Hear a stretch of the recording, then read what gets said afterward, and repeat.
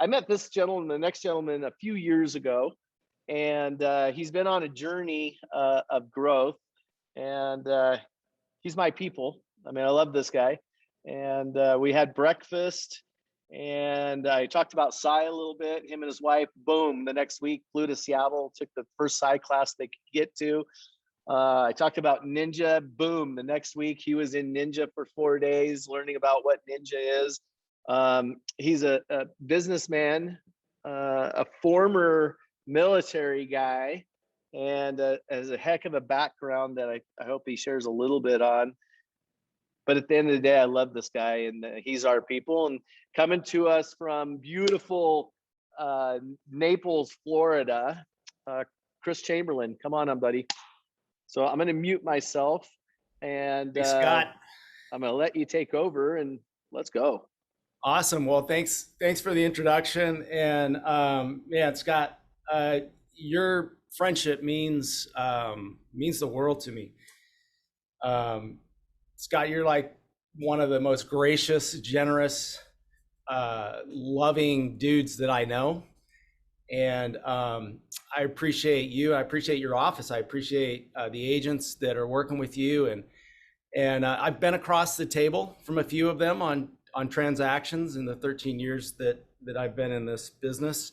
And I can say unequivocally that they are professional, they are experts, and it's always a joy to be working with a Berkshire Hathaway real estate agent. So kudos to you, kudos to your office. Guys, I want to just lighten up a little bit. Who's not showing their face on the screen? I mean, we know that you're wearing pajamas from the waist down. It's okay. This is Zoom. So get your faces. I want to see your faces on the camera if you can. I want to see some hands when I ask for some hands, and let's get some energy. Let's participate a bit. So I'm going to share my screen and kick this off with just maybe some relating, some co-commiserating, maybe some laughter, but here we go, guys. Let me see if I can share this with you. Tell me, are you seeing Steve Carell on your screen? Yes. All right. So I love me some Steve Carell, right? So, one of my friends, while I was out here in Florida visiting my mom, we're trying to get her into assisted living home, and we're remodeling her trailer. I'm from Colorado, and I'll be back there this weekend. But while I was out here, one of my friends asked me, what is it like to be a real estate agent? And so I didn't say anything. I didn't respond. I just started texting her, and I texted her every second until she started to cry. Does anybody relate to that? Yeah, let me see some hands. You guys, this is me trying to explain to my friends my work schedule. Can you relate? Can I get an amen? And when you run into a buyer client at the car lot a week before closing, anybody ever experienced that? Can I see a show of hands, right? That's what I look like when I'm waiting for the appraisal to come back. Yeah. Oh, you've been asking me questions for 2 hours on a Sunday, and then you tell me you already have a realtor. Thank you very much. Can you relate to that? Yeah, buyers be like, we still going house hunting, right? This is coming, guys. You know it. Winter is coming. Home inspection reveals the doorbell doesn't work. Yeah, and then you get the inspection objection. They want new wiring. They want a new furnace. They want a new water softener. And they want a hot tub jacuzzi, right? Can relate? Yeah, this is when you find out that your new clients, they're actually hoarders. And I love this one. After showing 30 homes, your buyer decides to rent. Yeah, that makes you feel really great, right? Has this ever happened to anybody? I've got lockbox codes in my brain. I actually entered a lockbox code in the microwave one morning to heat up my coffee. Come on. And this, you know what this is? Yeah, this is a collage of all the homes that Zillow accurately valued. Come on, can you relate to me? Doc, we've gone back in time. No, Marty, Zillow just hasn't updated the listing. This is really what our clients feel like, and I try to get them off of Zillow. What if I told you the home you saw, you get it, guys. This is your client that says, yeah, we'll sit on this through the weekend and we'll make a decision on Monday. It's not there, guys. It's not there. This guy, has anybody seen this guy? I think this is the guy I lost out my last listing to. But hey, someone will do it for less commission, right? Yeah, I think you can relate. Who said the real estate profession was stressful? I'm 48 and I feel great. Real estate sales. So there's what our friends think we do. There's what mom thinks we do. What social media thinks we do. What I think I do, what customers think I do, and what we actually do, right? All right, I can't hear you guys laughing, but I hope I got some laughs. I hope you're feeling a little bit more energized. I'm gonna I relate to most of that stuff. I hope you can relate. Guys, I totally relate to this. I've only been doing this for 13 years. I could have gone on for, I almost went down a rabbit hole finding these memes. You've probably seen them. They're a lot of fun. But yeah, we've all experienced those things, right? So how many of you, when you decided to get into real estate, you decided to get into real estate because it's easy, you're gonna make a ton of money, you're gonna have all the time freedom, you're gonna travel the world, you're gonna have more time to be with your spouse, your friends, your family, right? That's why we all got into real estate, right? Right, yeah. Well, those slides really tell the story. They tell the true story, right? We're experiencing some frustration, some fears, some anxiety, some stress, worry, anger, some overwhelm, some uncertainty, maybe even depression, some days low energy, pain, mental fog, et cetera, right? How many of you want more peace, more joy, more time, more fulfillment, more passion, more energy? How about more travel, better relationships? Who wants to contribute more? How about have a greater impact, leave a mark, leave a legacy? Who wants to make more money? Who wants to experience more grace and ease and flow in their life? Tell me, I don't know if you guys could throw it in the chat, throw up some numbers on your hand, but on average, how many hours of suffering, states of fear, anxiety, overwhelm, anxiousness, uncertainty, how many hours a week do you think you spend in suffering, in one of those forms of suffering? Scott, show me a hand. 1 hour, 2 hours a week, 5, 10? How many do I spend? A day? Yeah, you guys and I talked about this. I think I'm pretty fortunate because I've trained my mind for 20 plus years. So, but it's still, fear sets in, and I'm like, oh man, am I doing the right thing? And did I say the right thing? Am I doing, I spend time in that. But let's pick on some people here. Yeah. Like, Call on somebody, Scott. yeah, Andrea, how many hours a day do you think you spend in like doubt or stress, anxiety, worry, fears? anger? Yeah, that's why I said in the chat, I said that number is embarrassing, because when I started to think about it, I'm like, yeah, I still spend way too much time with those emotions and in that headspace, and working on ways to be out of those headspaces and allow things to flow and trust. Yeah. Who else? North Glen office, somebody going to step up to the mic and put yourself out there. John Mosier, I think I see. Oh, here we go. There we go. Let's get one from each office really quick. Just so you know, we didn't pick her. She ran up here. Yeah. Yeah. You know. So I would say that I try to stay in a positive mindset, but when the anxiety comes in, you're trying to calm down. So I would say probably about 5 to 6 hours a week of just full on stress, which is at the point where I put my tennis shoes on and take off and go for a walk or something, but it's pretty high. Dar, thank you for putting yourself out there, friend. Thank Denver you. office, we got a volunteer or a voluntold? Inglewood office? Denver office, Ryan? Is that Tabitha? Take Oh yeah, yourself off Tabitha, mute. there you go.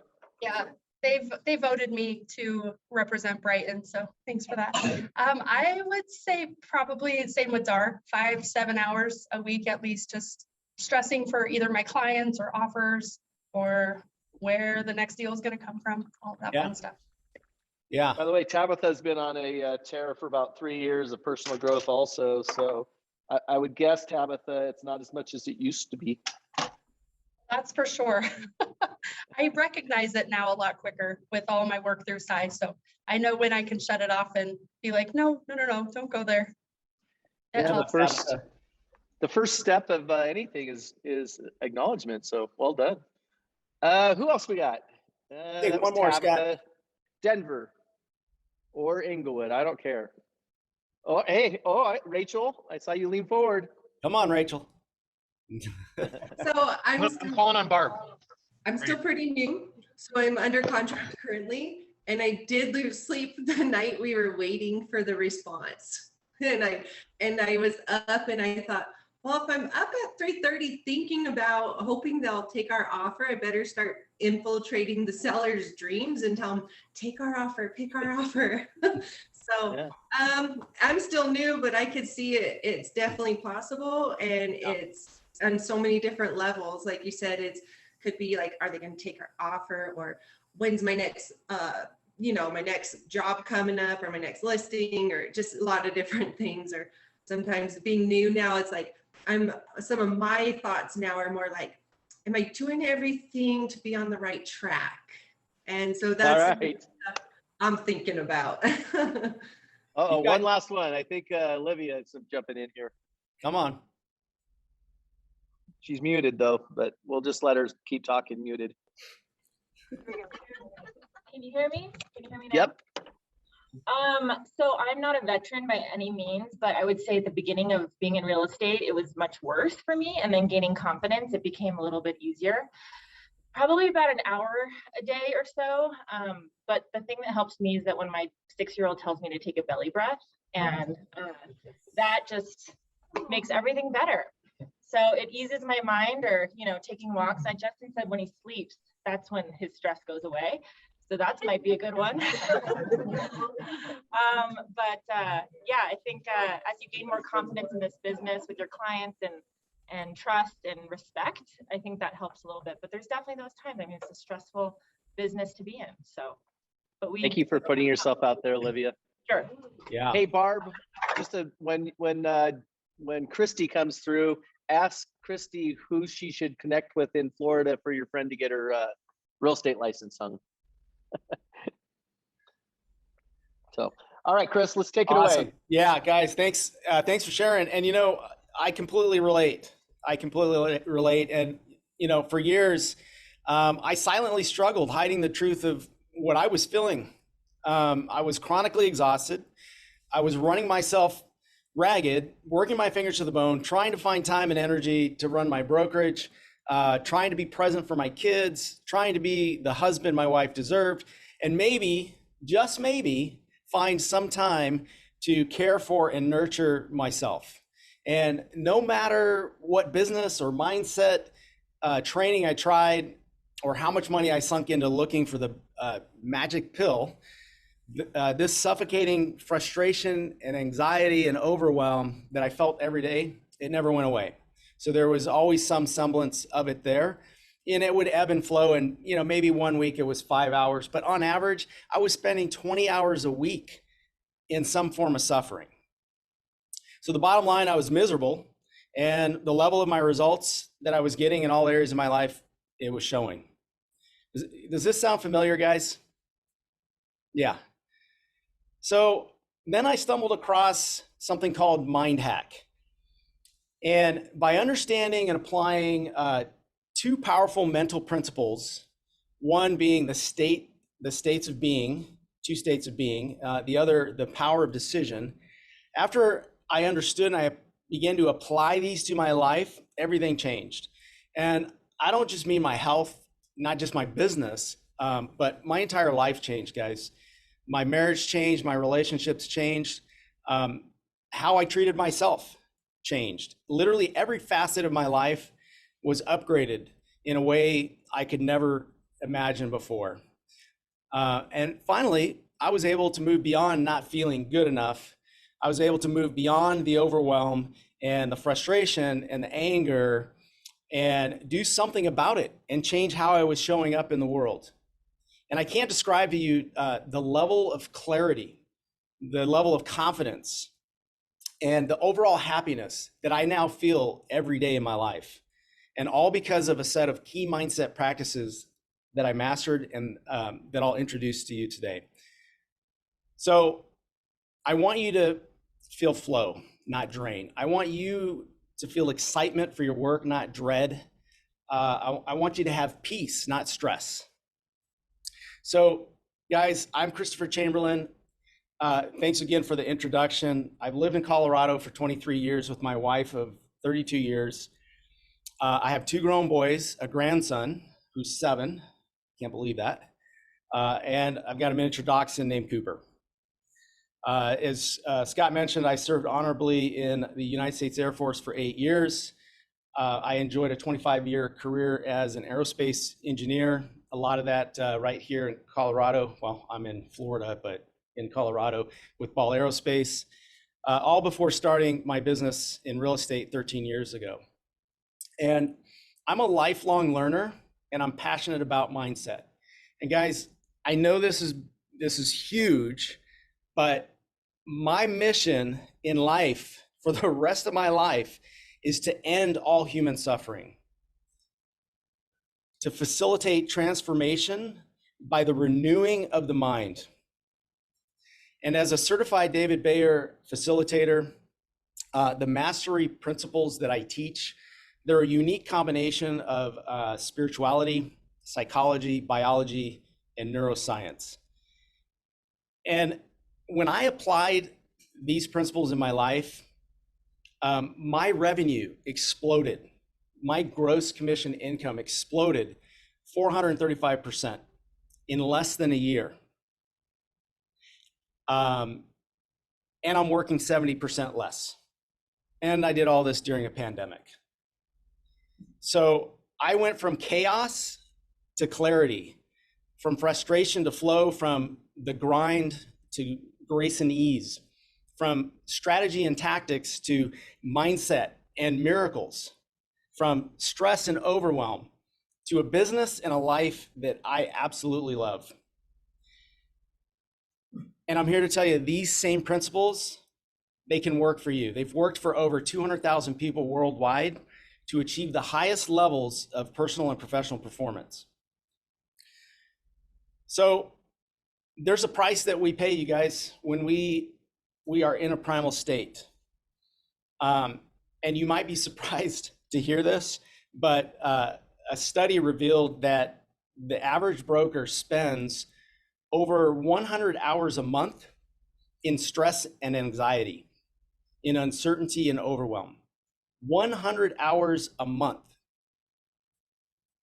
Now, Scott mentioned that my wife and I went to a PSI seminar in Seattle. Amazing experience.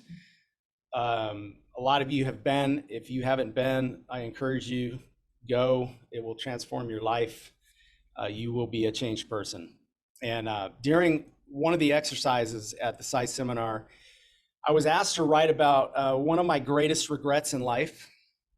And one of my greatest regrets are the precious moments lost while I was living in a primal state of fear, stress, anxiety, and overwhelm.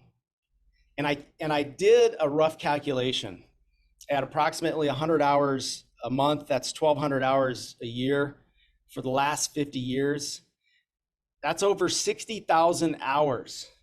That's more than 7 years of my life. And here's what you need to understand. If you want to eliminate these sabotaging emotional and behavioral patterns that are robbing your profits, that are robbing your joy, that are robbing your relationships, and ultimately they're robbing your dreams, you need to understand an important distinction. And that is that there's only two states of being. And what I mean by that is that there are really only two emotional states. And there's a lot of varieties of those two emotional states of being, but there are only two. There's a powerful state of being and a primal state of being. Powerful states of being are states like joy, excitement, curiosity, compassion, grace, mercy, gentleness, kindness, love. Those are powerful states, and they are mostly feelings that feel good. And when you feel those feelings, you're in a powerful state. And then there's the primal state, like stress, anxiety, overwhelm, boredom, anger, fear, frustration. So are you guys following me so far? Can you see that that's true? There's only two states of being, right? And nothing falls in the middle. There's no gray, there's no middle ground. And once we acknowledge that there's only two states of being, we also understand that you're always in one state of being or the other. You're either in a powerful state, moment by moment, or you're in a primal state, moment by moment. And you're never in both of these states at the same time. So throughout your life, throughout your week, throughout your day, you're constantly moving in and out of a powerful state or a primal state. There's no judgment about this, guys. It just is. There's no right or wrong. Just know that you're either in a primal state or a powerful state. What we understand is that everything that we want in our lives, in our business, in our relationships, in our bank accounts, in our health, it all comes from a powerful state. The creativity, the inspiration, the energy, the intuition, the intelligence, the thoughts and ideas that you need to create what you want in your life, they only come from being in a powerful state. When you're in a primal state, you actually cut yourself off from all of that, and you cut yourself off from this reservoir of intelligence that you have access to. You only find that in a powerful state of being. Now, these two states of being, they just so happen to map precisely to the states of your nervous system. So the primal state, for example, it maps to the sympathetic nervous system. That's fight or flight or fear. And these are the mammalian and reptilian parts of the brain that are active. For example, when you're in the woods and you encounter a mountain lion, and the mountain lion starts to charge you, and you run faster than you've ever run before in your life. Okay, that's a primal state. That's a good reason to be in a primal state, right? And then the other, a powerful state, it maps to the parasympathetic nervous system, which is in charge of rest, relaxation, recharge. And that's where all of your power is. This is where your genius is. This is the state of the supreme man or the supreme woman. It's the state of higher intelligence. And so the key to having what we call a powerful living experience and creating everything that we want in our life, the key is to learn how to spend as much time in a powerful state as possible. And so if the name of the game of having an extraordinary life is to spend as much time as we can in a powerful state, but we realize that we spend a lot of our time in a primal state, then the question is, where does the primal state and the experience of suffering come from? And one thing we've observed is that suffering, it doesn't actually exist in the natural world. In other words, when we say suffering, we're not talking about when an animal takes down another animal in the wild and they suffer, right? That's temporary pain, and even that doesn't last very long. But what we're talking about is the kind of psychological suffering that most people are experiencing day in and day out for a vast majority of their lives. So when you look into nature, for example, you don't see a squirrel freaking out because he's afraid he can't find a nut, right? You don't find birds worried about whether or not they're flying in the wrong direction. You don't see flowers comparing themselves to each other, right? So what we see is that man has this, and woman has this unique ability of being able to create our own suffering in a world where suffering doesn't naturally exist. Are you guys following me on this? Good. Scott is anyways. So so we have this unique ability to create our own suffering. And so if suffering is the problem, and if suffering is disconnecting us from our personal power, while it's also causing us to experience emotions that don't feel good, then the natural question is, what's causing the suffering if we don't find it in any experience? If suffering is separate from every experience that we have, why do we still experience suffering? And the answer is that the only cause of your personal suffering is your own thinking. And I want to repeat that. The only cause of your suffering is your own thinking. All suffering is caused by one thing and one thing only, which is your own thinking. So there isn't any suffering in any experience out there. The suffering comes from what you think about the experience, the meaning that you give an experience. So nothing has meaning except the meaning that we give it. So let me give you an example real quick. You've got two people, let's say they both been fired from their jobs. One person thinks this is the end. I'm never going to be able to get another job. I'm never going to be able to pay my bills. I won't be able to pay my mortgage. I won't be able to support my family. And nobody's hiring. So that person moves into which state of being? Suffering. They go into suffering as a result of the meaning that they're giving the experience of being fired from their job. Now we have another person, same exact situation, but they believe that life is always working for them.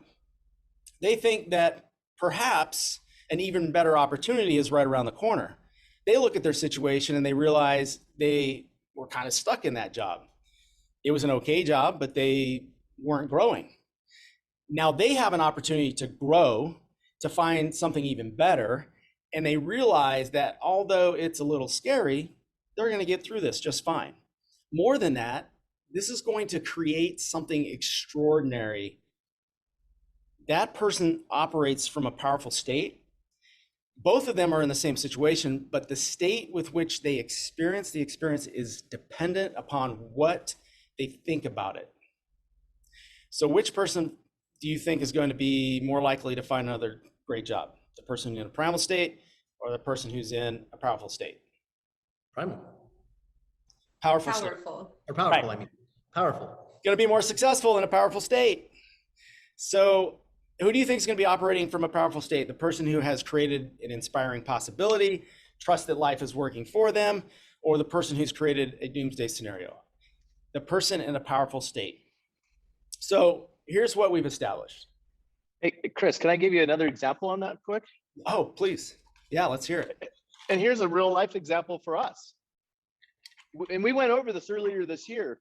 If we choose to wake up and we focus on lack of inventory, multiple offers, my clients they're going to get beat out again, I'm so tired.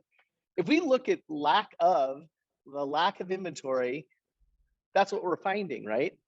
But in our case, we chose as a company, which why we're 20-something% up this year, we chose to look for the opportunity in the market. There's inventory everywhere. My offer gets accepted every time. What a great market this is at, low rates. And we chose to focus on what is there and not what's not there. And there, I would guess isn't that example of That's perfect. That's a beautiful example, and that's a whole nother conversation around the power of decision and the amazing thing that happens. So we can only focus on so much of the stimulus that we're taking in.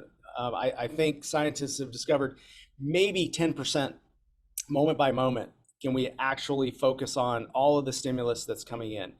And so what Scott just described was this phenomenon that is created by the reticular activator in our brain, this part of our brain that is responsible for what we focus on at any given moment. And see, what he described was that all of the opportunities are still there. Yeah, it's true. There is a lack of inventory, but there's still inventory, right? And your mind is a goal achieving machine, and it's a search engine. It's like typing something in the search box on Google search. So whatever you put in that search box, your mind is going to search for evidence to support it. And so if you believe there's no inventory, guess what? Your mind is going to search for no inventory. If you believe that the right house is out there for your client and that it only takes one buyer to buy your seller's house, then you are going to engage your brain in searching for that one buyer and that one house. And you will have more success when you engage that part of your brain. Is that kind of what you're talking about, Scott? It's perfect. Yeah. So I got to wrap the meeting here sooner than normal. I'd love to have you keep going, but Yeah. we'll have you back. But give me, I don't know, do you have like 2 action steps or an action step or 3? Like, what do our agents get? Like, what's the steps to get to the right state of mind as much as possible? Right. So, so transformation happens in a moment. So what we teach, Scott, is not jump up and down and feel good for a moment. That doesn't last, right? What we teach is what we call neurosculpting, and so neurosculpting is the actual process of transforming your brain.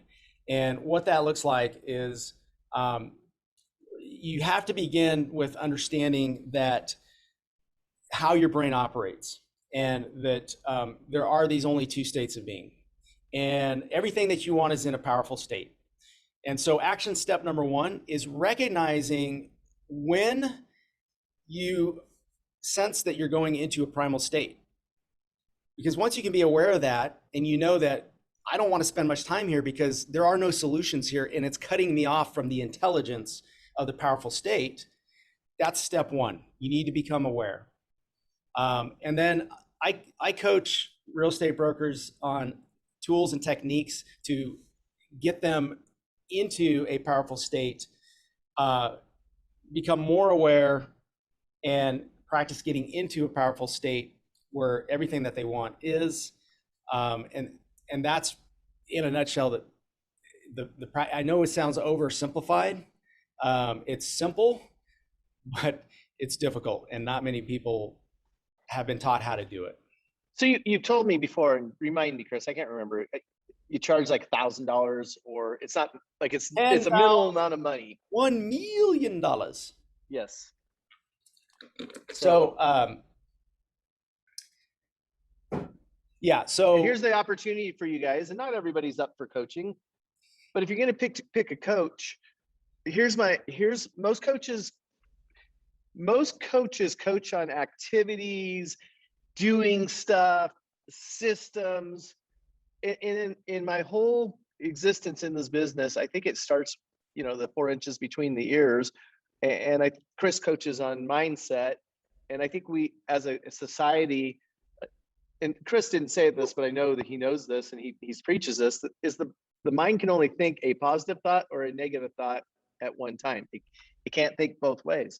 So you're either choosing in or choosing positive, or you're choosing negative. And I think, one of the reasons I brought Chris on is I want the opportunity for our agents, if they're ready to get a coach, live a better life, work less hours, do more business, have control of their mind, have control of their business, have control of their family, like living in the right state. I want our agents to have access. So talk Yeah, about here- your coaching program, and then I know they'll see you around because we're going to be invite you back to some stuff too.